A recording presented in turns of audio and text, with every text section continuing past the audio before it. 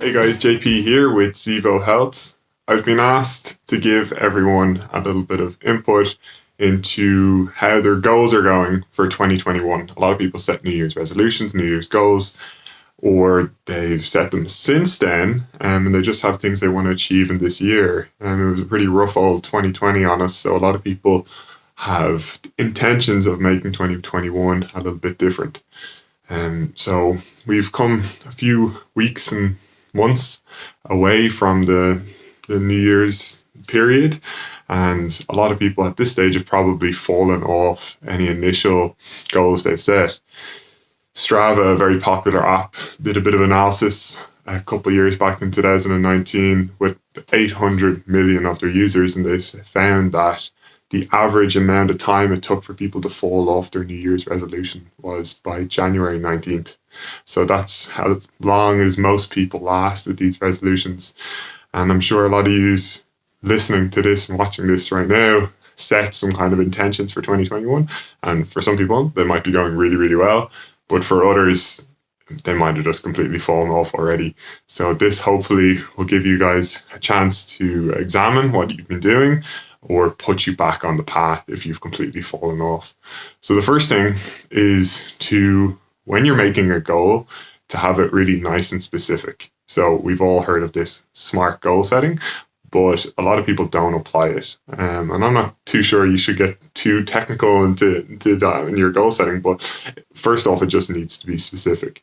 If your goal is something like, I want to lose weight, or I want to get fitter, or I want to be more mindful, or whatever your specific goal is, I want to save more money, that's not going to work. You need to make it a little bit more specific.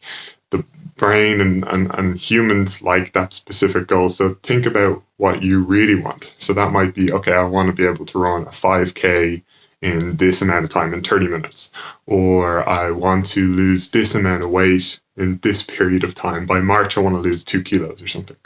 So that really already starts helping you plan it out in your head a little bit better. Don't make your goals too general, and also don't make them too lofty.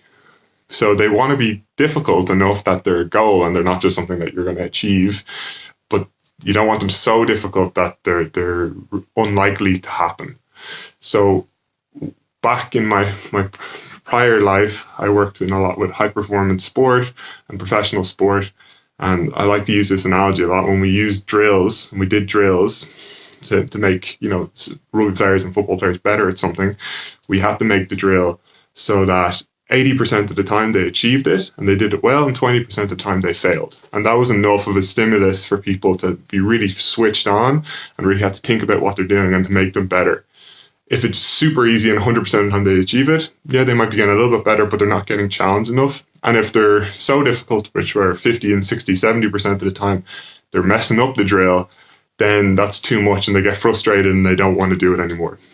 And use that same analogy when we're talking about goal setting. You want your goal to be difficult, but you don't want it to be so difficult that it's unachievable and it's too lofty. So to say, I want to lose 10 kilos by, in 2 months period, for most people, that's going to be unattainable. And you might be 2 weeks into the goal and you might be doing well. You might have lost half a kilo or something like that, but you're way off your projected amount of weight loss. So you might just get really frustrated and give it up completely. You're better off picking something nice and difficult, but that you should be able to achieve if you do everything right. So analyze what you're picking there. Pick something that you're able to build consistency and achieve week on week. And then another thing that I think is important is the idea of motivation. And a lot of people feel like they've got motivation at certain periods, maybe around the New Year's period when they've eaten a lot of food or drinking too much alcohol, these sort of things. But then as a few weeks later, they start to lose that motivation, which is really normal. The idea of motivation is to provide a motive. So you don't just wake up with motivation or less motivation. It's not like a chemical that's running through your motivation that can be measured. It's something that's connected to an idea in your head. So you need to really connect whatever you're doing to this strong motive, your big reason why. If you're trying to get fitter, you might be, okay, I want to get fitter because I want to have a baby and I want to be fit going into that pregnancy. Or I want to be fitter because I've got kids and I want to be able to run around with them. You might want to lose weight because you might feel unhappy with the way you're moving around and walking and hiking and finding it too difficult. So you need to connect whatever you're doing to that motive. So whenever you're finding it difficult, you're saying, okay, I'm not doing this just for no particular reason. I'm doing this because of a greater, bigger motive. But also, that's something you should only call upon very, very sparsely. You shouldn't be calling upon that every day. You should be just calling upon habits and rituals that you're starting to ingrain.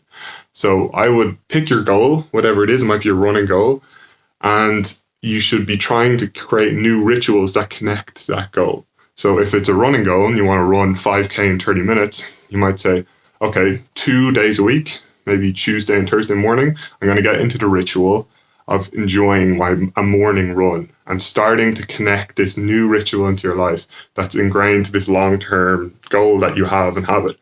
You need to create these habits and rituals, and that'll slowly flow into your goal. So don't just look at motivation every day to do it. Start trying to think about, okay, what are the rituals that I can start creating that support my goal?